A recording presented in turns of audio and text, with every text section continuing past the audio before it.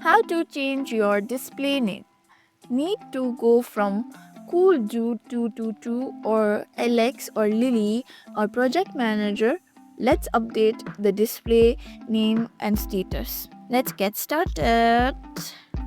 Firstly, open your. Here you can see your profile. There you can see update your status, view profile. Simply tap on view profile.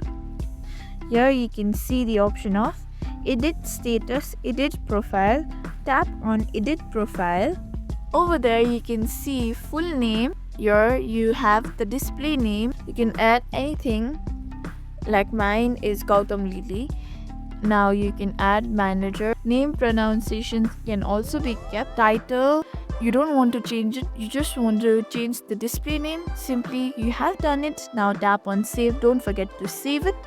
It won't be saved if you haven't tapped on this save button at the top right corner right here. Like this, your name will be displayed as manager.